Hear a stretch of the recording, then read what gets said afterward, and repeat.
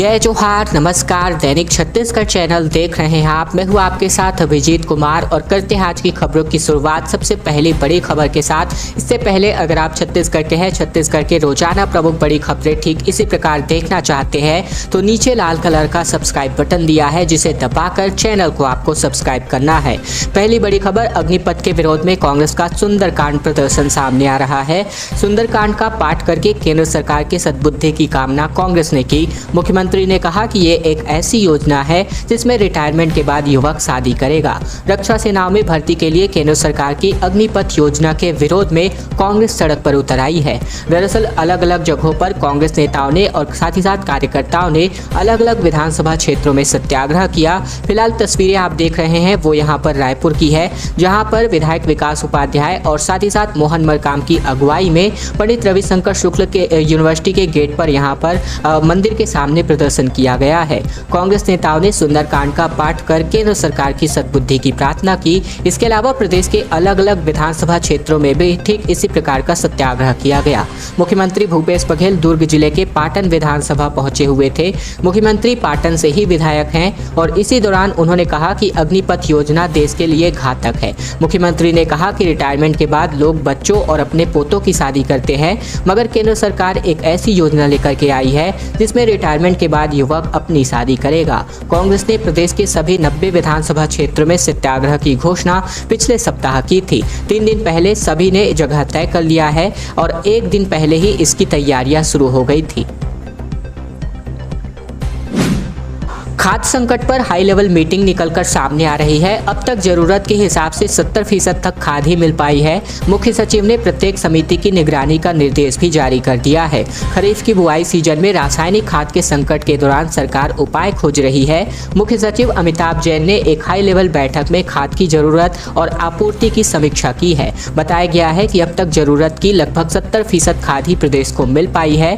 मुख्य सचिव ने खाद के किसानों को बिना किसी परेशानी के उपलब्ध कराने का निर्देश जारी किया है। उन्होंने इसके लिए समिति स्तर पर निगरानी बढ़ाने को कहा है।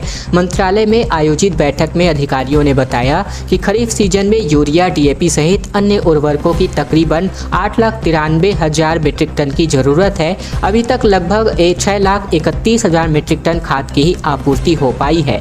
अधिकारियों के मुताबिक खरीफ सीजन में उर्वरकों की कुल मांग के विरुद्ध अभी तक लगभग 70% उर्वरक ही उपलब्ध हो पाया है। परिस्थितियों की जानकारी लेने के बाद मुख्य सचिव ने किसानों को उनकी जरूरत के हिसाब से खाद की उपलब्धता सुनिश्चित करने का निर्देश भी जारी किया है। उन्होंने अधिकारियों से कहा है कि खाद बीज की उपलब्धता की समितिवार नियमित रूप से मॉनिटरिंग करी जाए। इसके अलावा मुख्य सचिव का कहना था कि धान की फसल के लिए चरणबद्ध तरीके से जरूरी उर्वरक की उपलब्धता समिति स्तर पर कराई जाए। लगातार परेशान जनता की भीड़ उमड़ती नजर आ रही है। महापौर शिकायतें सुनने पहुंचे थे तो 6 घंटे में 315 नए मामले सामने आ गए। ऐसे में नाला बनवाने के लिए विधायक और ढेबर ने लगभग 5-5 लाख रुपए दिए हैं। रायपुर के महापौर सोमवार को एक नए अभियान के साथ लोगों के बीच पहुंचे। मोर महापौर मोर द्वार नाम के इस अभियान के तहत निगम के पार्षद अफसरों की टीम ने शहर के गोगांव और साथ ही साथ कबीर नगर इलाके का दौरा किया। तकरीबन 6 घंटे तक निगम की टीम लोगों के बीच रही। इस दौरान नाली, कचरा, स्ट्रीट लाइट से जुड़ी संबंधित जो भी शिकायतें हैं इनको लेकर भीड़ यहां पर सिविल स्तर पर पहुंच गई थी। जोन 1 और 8 के मोहल्ले में लगे शिविर में दिन भर 315 शिकायतें पहुंची। निगम की तरफ से दावा किया गया है कि इनमें से 301 मसलों को सुलझा लिया गया है। बाकी 14 मामलों में कार्यवाही का निर्देश भी दिया गया है। इस अभियान के पहले दिन जोन 1 के संत कबीर दास वार्ड क्रमांक 3 में गोगांव के मिडिल स्कूल गोगांव और जोन क्रमांक 8 के पंडित जवाहरलाल नेहरू वार्ड क्रमांक 2 में सामुदायिक भवन कबीर नगर में यह शिविर लगाया गया था। मुख्यमंत्री बघेल ने राज्य के सबसे बड़े सीवेज ट्रीटमेंट प्लांट का किया उद्घाटन। उद्योगों से यहीं से किया जाएगा पानी की सप्लाई। दरअसल हम बात कर रहे हैं नगर पालिका निगम रायपुर का प्रोजेक्ट, जहां पर ग्राम निमोरा में इसको बनाया गया है, जो कि 90 MLD क्षमता का एक सीवरेज ट्रीटमेंट प्लांट है जिसको तैयार किया गया है। मुख्यमंत्री भूपेश बघेल ने कहा है कि राज्य का सबसे बड़ा ट्रीटमेंट प्लांट है, अब उद्योगों को यहीं से पानी सप्लाई किया जाएगा। मुख्यमंत्री भूपेश बघेल ने बताया कि यह राज्य के सबसे बड़ा सीवरेज प्लांट है। 156 करोड़ रुपए की लागत से इसे बनाया गया है, जिसकी क्षमता 90 MLD है। शहर से आने वाले गंदे पानी को ट्रीट करके उद्योगों में सप्लाई किया जाएगा। ग्राम निमोर में उद्योगों को पानी सप्लाई किया जाएगा। सीवरेज ट्रीटमेंट प्लांट शहर के 10 बड़े नालों का पानी जो है ट्रीटमेंट करके पानी सप्लाई करेगा, जिससे उद्योग में हो रही पानी की आपूर्ति हो सकेगी। ऐसे में अब उद्योगों का पानी का अभाव नहीं होगा और सीधे यहीं से पानी को फिल्ट्रेट करके पानी को ट्रीट करके यहाँ पर अब उद्योगों में भेजा जाएगा। छत्तीसगढ़ में विशेष पिछड़ी जनजातियों को सरकारी नौकरी मिलने वाली है। 3 साल पहले इसका फैसला हुआ था और अब जाकर 9,623 युवाओं की नियुक्ति का रास्ता खुला है। सामान्य प्रशासन विभाग ने छत्तीसगढ़ में विशेष पिछड़ी जनजातियों के पढ़े लिखे युवाओं को तृतीय और चतुर्थ श्रेणी की नौकरी को प्रशासकीय स्वीकृति दे दी है। ऐसे युवाओं को सरकारी नौकरी देने का फैसला अगस्त 2019 में किया गया था। मुख्यमंत्री भूपेश बघेल ने रविवार को जसपुर में इसकी घोषणा भी कर दी थी, जिसके बारे में हमने को बीते दिन नोटिफाई भी किया हुआ था। इसके अलावा बता दें कि सामान्य प्रशासन विभाग ने बीते दिन भर्ती को मंजूरी के लिए आदेश भी जारी कर दिया है। सामान्य प्रशासन विभाग के सचिव डॉक्टर कमलप्रीत सिंह ने बीते दिन बिलासपुर, मुंगेली, राजनांदगांव, कोरिया, कबीरधाम, कोरबा, सरगुजा, जसपुर से लेकर बलरामपुर, रायगढ़, गरियाबंद, धमतरी से लेकर कांकेर, महासमुंद, नारायणपुर, सूरजपुर और बलौदाबाजार के कलेक्टरों को एक पत्र भी जारी किया है। इसमें कहा गया है कि मुख्यमंत्री भूपेश बघेल की अध्यक्षता में 27 अगस्त 2019 को जनजातीय सलाहकार परिषद की बैठक में विशेष पिछड़ी जनजातियों के शिक्षित और पात्र युवाओं का सर्वे कराकर नियुक्ति करने का फैसला किया गया था। सर्वे के बाद जिलों में ऐसे शिक्षित युवाओं की संख्या तकरीबन 9,623 थी और ऐसे में जिले में तृतीय और चतुर्थ श्रेणी के रिक्त पदों पर विशेष पिछड़ी जनजाति के पात्र युवाओं को सीधी भर्ती के लिए रिक्त पदों पर भर्ती करने की स्वीकृति प्रदान की जाती है। इस आदेश के साथ विशेष पिछड़ी जनजातियों के युवाओं की सरकारी नौकरी का रास्ता अब जाकर खुल चुका है। नया रायपुर के सेक्टर 35 में 750 एकड़ जमीन पर बनेगा नया होलसेल कॉरिडोर, जो कि बढ़ेगा सबसे बड़ा थोक बाजार। अभी तक छत्तीसगढ़ का सबसे बड़ा होलसेल कॉरिडोर मार्केट अब नवा रायपुर में बनने जा रहा है।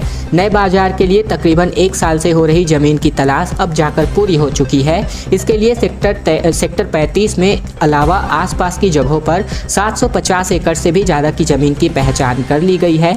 नवा रायपुर विकास प्राधिकरण ने जमीन के लैंड यूज बदलने की प्रक्रिया भी शुरू कर दी है। छत्तीसगढ़ चैम्बर और जो भी अफसर हैं, इनका दावा है कि 1.5 साल के भीतर नया बाजार तैयार कर लिया जाएगा। नया होलसेल कॉरिडोर मार्केट सर्व सुविधा युक्त होगा। इसमें 85 व्यापारी संगठनों की 7,866 से भी ज़्यादा दुकानें शिफ्ट होंगी।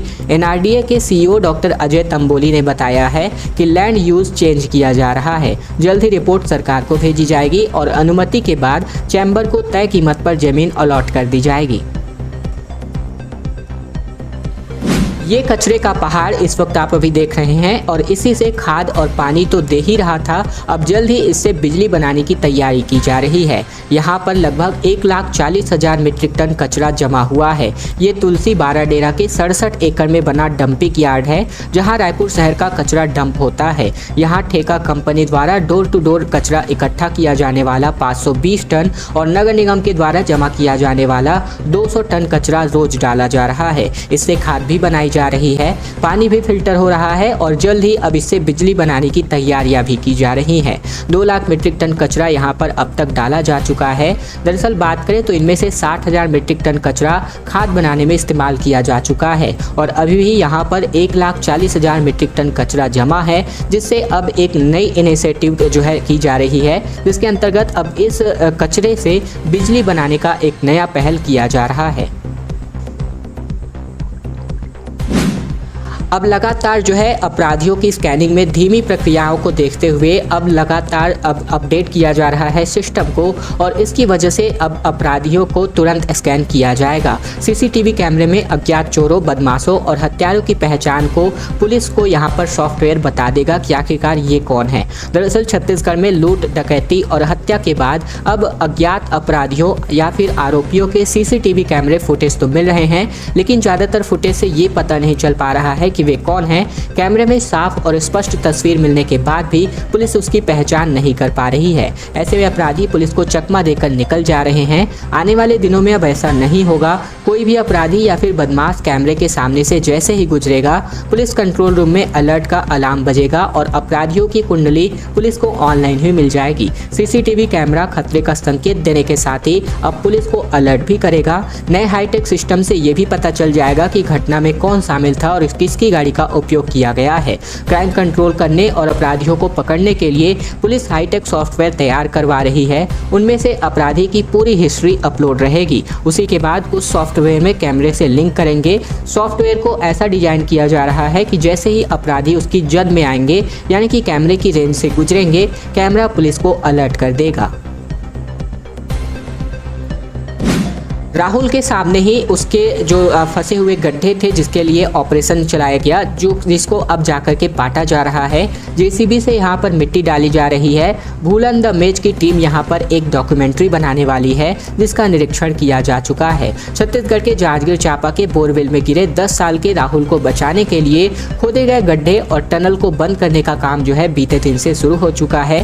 जेसीबी की मदद से गड्ढे में मिट्टी डाल करके पाटने का काम भी चल रहा है। खास बात यह है कि राहुल भी वहां कुर्सी पर बैठकर इस गड्ढे को पाटते हुए देख रहा है। वहीं दूसरी ओर छत्तीसगढ़ी फिल्म भूलन द मेज की टीम राहुल वाले गड्ढे पर डॉक्यूमेंट्री बनाने की तैयारी में है। टीम के लोग इसके लिए मौके पर निरीक्षण करने भी पहुंच चुके थे। मालखरौद ब्लॉक के पेहरीत गांव निवासी राहुल साहू उसके घर के पीछे खुले हुए 60 फीट गहरे बोरवेल में गिर गया था और देश का सबसे बड़ा रेस्क्यू ऑपरेशन 105 घंटे चलाकर राहुल को बचाया गया था। गड्ढा तकरीबन 65 से 70 फीट गहरा और इतना ही चौड़ा था। ग्रामीणों ने अनहोनी के डर से कलेक्टर को पत्र लिखकर गड्ढा को पाटने की बात भी कही थी। इसे लेकर हमारी टीम ने यहाँ पर खबर भी प्रकाशित किया था और इसके बाद कलेक्टर ने डॉक्यूमेंट्री बनाने की बात कहते हुए गड्ढे की बैरिकेडिंग करा दी थी। और अब बात कर लेते हैं भिलाई में मुख्यमंत्री भूपेश बघेल करेंगे हाईटेक नर्सरी का लोकार्पण। सिकोला गांव में 3 करोड़ की लागत से तैयार की गई है एक्सोटिक पौधों की बढ़ोतरी, यहां पर प्रतिरोधक क्षमता भी बढ़ने वाली है। पाटन तहसील के सिकोला गांव में बनी हाईटेक नर्सरी का लोकार्पण मुख्यमंत्री भूपेश बघेल ने बीते दिन किया। यह नर्सरी 3 करोड़ 8 लाख रुपए की लागत से तैयार किया गया है। मुख्यमंत्री जसपुर के कार्यक्रम में शामिल होकर हेलीकॉप्टर से दोपहर पाटन पहुंचे। इसके बाद सड़क मार्ग से लगभग 4:30 बजे के आसपास सिकोला पहुंचकर इन्होंने हाईटेक नर्सरी का उद्घाटन किया। दुर्ग कलेक्टर डॉक्टर एस.एन. भूरे के मुताबिक बात करें तो इस नर्सरी में 94 लाख रुपए की लागत से naturally ventilated shed, net house और ग्रीन हाउस को फैन कूलिंग सिस्टम के साथ तैयार किया गया है। यहाँ पर बने पाली हाउस में बीजों का अंकुरण कम समय पर हो रहा है। यह कार्य तापमान और आर्द्रता के नियंत्रण के माध्यम से किया जा रहा है। पॉली हाउस में बाहरी जलवायु का प्रभाव न पड़ने की वजह से यहाँ कीट पतंगों का प्रकोप नहीं होगा। यहाँ पौधों को खाद ड्रिप के माध्यम से यहाँ पर दिया जा रहा है। यहाँ अब बात करें तो फलदार पौधों को भी उत्पादन किया जा रहा है। फिलहाल ये सभी बातें जो है ये सभी बातें दुर्ग कलेक्टर डॉक्टर एस.एन. भूरे ने साझा की हैं। आज की अंतिम बड़ी खबर, जहां पर पहली बार इंडियन नेवी में शामिल होंगी फीमेल सेलर। रक्षा मंत्रालय ने directorate of naval training INS Chilka को इसका निर्देश जारी कर दिया है। देश में अग्निपथ योजना के तहत पहली बार नौसेना में लड़कियों की भर्ती होने जा रही है। ये सेलर के पद पर नियुक्तियां होंगी। इनकी ट्रेनिंग INS चिल्का यानी कि ओडिशा में होने वाली है। इसे लेकर जनवरी 2022 को ही रक्षा मंत्रालय ने directorate of naval training INS Chilka को निर्देश जारी कर दिए थे। पिछले 5 महीनों में INS चिल्का प्रबंधन ने तैयारियां पूरी कर ली हैं। मेल फीमेल अग्निवीरों की ट्रेनिंग के पैरामीटर्स में बदलाव नहीं किया गया है। अग्निपथ योजना को लेकर देश भर में हल्ला मच रहा है। इस बीच सेना की भर्ती की प्रक्रियाएं शुरू कर दी गई हैं। प्रवक्ता विनोद चंद्र मिश्रा के मुताबिक बात करें तो जो निर्देश मिले हैं उन पर कार्यवाही लगातार जारी है। ऐसे में अब टीम तैयारियों को जानने के लिए INS चिल्का पहुंच रही है।